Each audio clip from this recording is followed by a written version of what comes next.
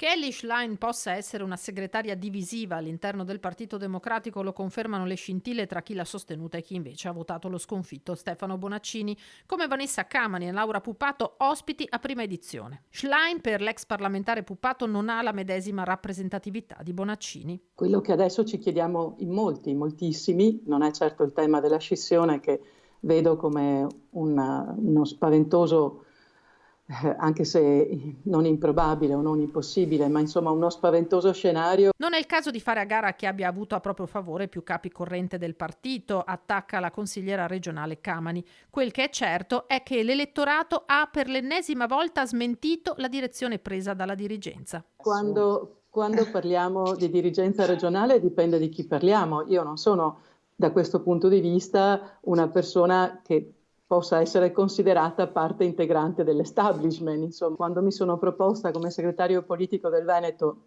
in difformità, in differenziazione importante rispetto allo stesso Martella, che ha fatto 5 legislature e che ha fatto pure la richiesta di avere il vitalizio, attraverso un'azione legale insieme con Alfano, credo di poter dimostrare che abbiamo decisamente due modelli di società molto diversi. A quel punto gli animi si sono scaldati. Il segretario regionale non ha chiesto nessun vitalizio perché, avendo fatto 5 legislature, non ha bisogno di chiedere il vitalizio, come giustamente tu sapevi. Mi risulta che l'unico che abbia un po' di vitalizi, almeno un paio, qui sia tu. Ripeto, non ricevo nessun vitalizio dalla Regione del Veneto, e questa è una menzogna spudorata. Te lo sei fatto liquidare in contanti quando hai smesso di fare la consigliera regionale per andare a fare la senatrice della Repubblica. Abbiamo rinunciato ad un vitalizio di 1.500 euro al mese.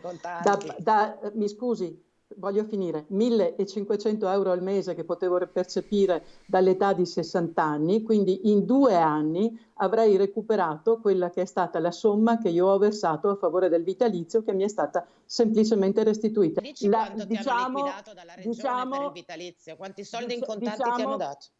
Quello che valeva per 2 anni, 40.000 euro. Cioè quanto? Sì. Quanto? 38-40.000 euro, credo, 38-40.000 euro. Quindi avrei potuto con quei soldi avere a 62 anni il totale una bella e poi fare al PD, se ti facevano io credo che i veneti non vadano sfruttati. Signore, dobbiamo chiudere, vi devo interrompere.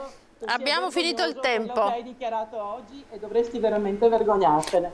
E quello del Senato di vitalizio?